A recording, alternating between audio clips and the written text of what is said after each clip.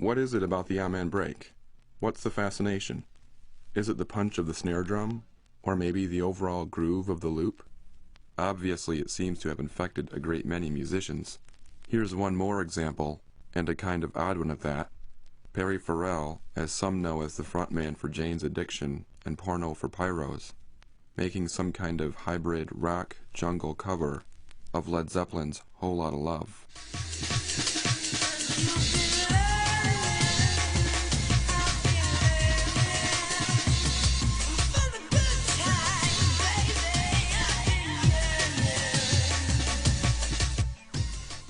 The original Whole Lotta Love, ironically enough, was released by Led Zeppelin in 1969, the same year Amen Brother was released.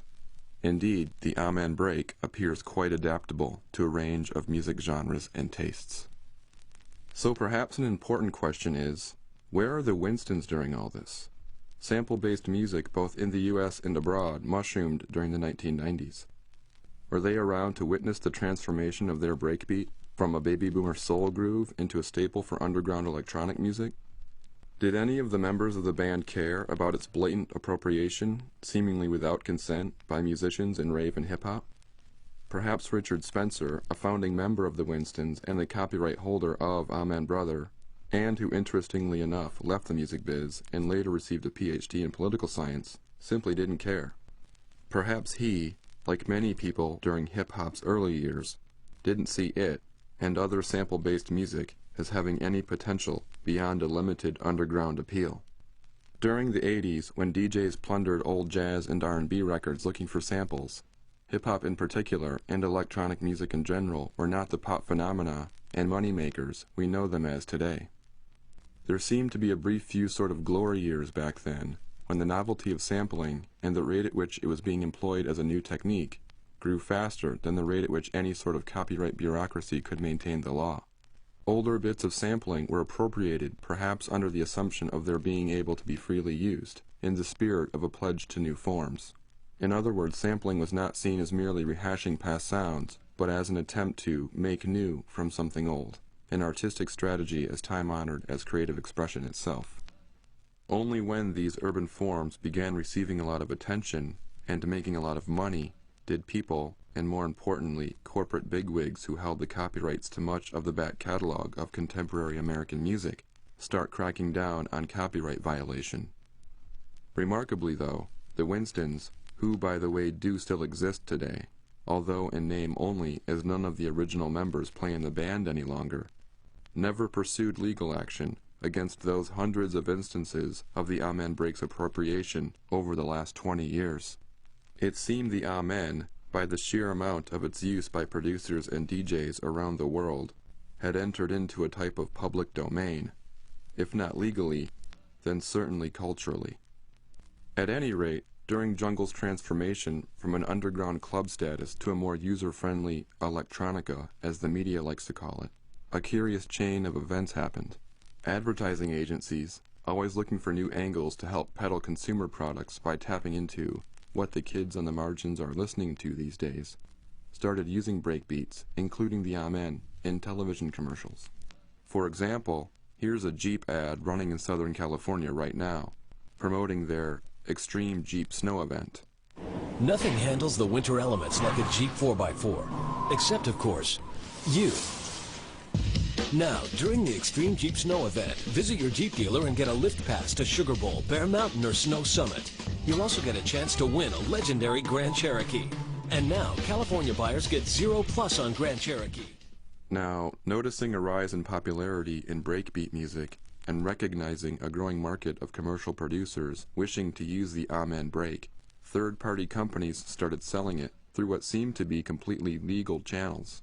For example, at the end of the 1990s, a UK company by the name of Zero G Limited started selling Jungle construction kits, sample CDs containing hundreds of breakbeats, including the Amen.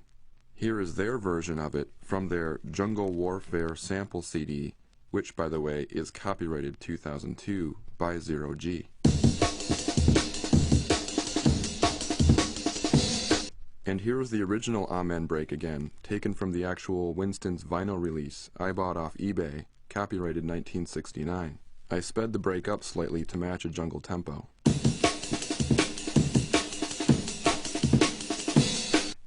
I don't think it's much of a stretch to conclude that Zero G appropriated the Amen, although according to their packaging they guarantee that all samples in the construction kit have been created specially for it.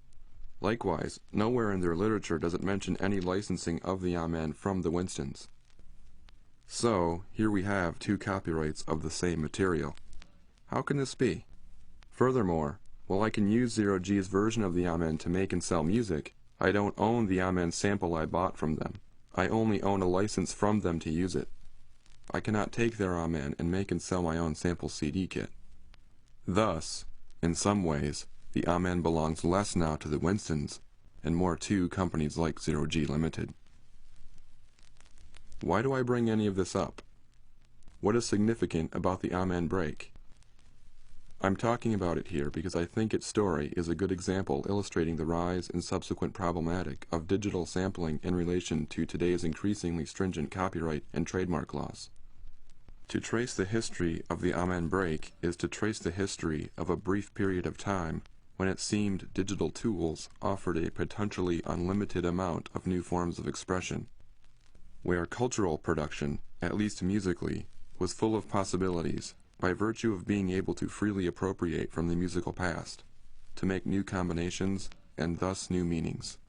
The story demonstrates that a society, quote, free to borrow and build upon the past, is culturally richer than a controlled one, unquote, to use the words of Lawrence Lessig, Stanford law professor, copyright reform advocate, and co-founder of Creative Commons, an organization offering a legal alternative to copyright control. As we go forward, examples like the Amen break will become more and more rare, if non-existent. A Sixth Circuit Federal Appeals Court ruled in September of this year that recording artists must pay for every sample they use not in the public domain, regardless of the length or recognizability of the samples in question. But because of various changes to U.S. copyright laws, for example the Copyright Act of 1976 and the Sonny Bono Copyright Extension Act of 1998, which extend copyrights into the mid-21st century, virtually all 20th century cultural output has been locked away from the public domain, barred from sampling, unless one has deep pockets and expensive lawyers. So it seems a company like Zero G, with its attempt at regulating the use of, and profiting from, the use of the Amen break, is helping to secure the supremacy of copyright laws, while the company's very success itself occurred because of a lack of strict copyright control surrounding breakbeat sampling.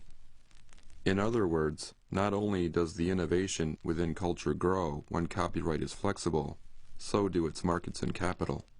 New trends are developed, new sounds are sought after. New releases are anticipated and become hugely popular, perhaps even selling out. New stars are born and new fan bases are created. Money is exchanged, all in the pursuit of new forms and experiences, of potentials for new connections and meanings. I think the history of the use of the Amen break demonstrates this. To cite Federal Ninth Circuit Court of Appeals Judge Alex Kaczynski in a copyright ruling last year, quote, overprotecting intellectual property is as harmful as underprotecting it. Culture is impossible without a rich public domain. Nothing today, like nothing since we tamed fire, is genuinely new. Culture, like science and technology, grows by accretion, each new creator building on the works of those who came before. Overprotection stifles the very creative forces it's supposed to nurture, unquote. End of recording.